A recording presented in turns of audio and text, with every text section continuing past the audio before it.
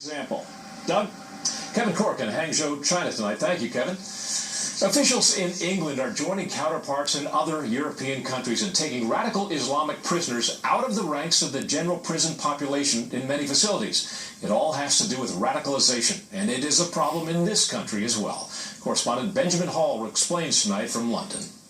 Prisons in the UK have been called jihadi training camps, as new government research shows the extent of Islamic radicalisation.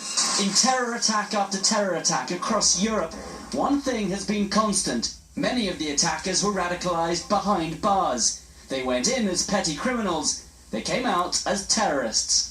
One reformed jihadi explained why prison is such a target for radical Muslims. What makes a good recruit is someone that is already disenfranchised, someone who is anti-establishment, who holds some kind of resentment. Easy pickings for radical Muslim preachers like Anjem Chowdhury, one of the most notorious hate preachers in Britain, who was recently sentenced to 10 years for supporting ISIS.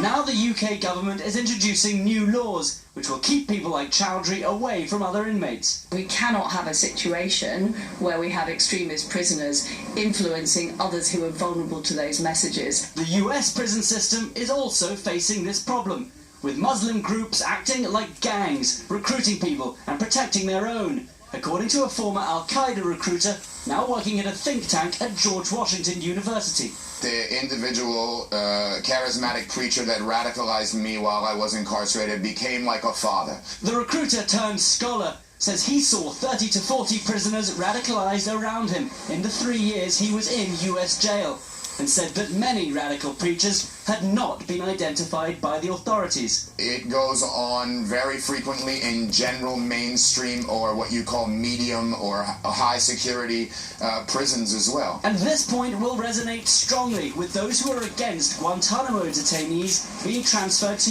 US prisons, where they might also be seen as celebrities, able to influence other prisoners. Here in the UK, the government learned the hard way after numerous terror attacks were carried out by people radicalised in prison. It just remains to be seen if these new measures are enough or too little, too late. Doug? Benjamin Hall, late in London tonight. Thank you, Benjamin. Cleanliness is definitely not next to God.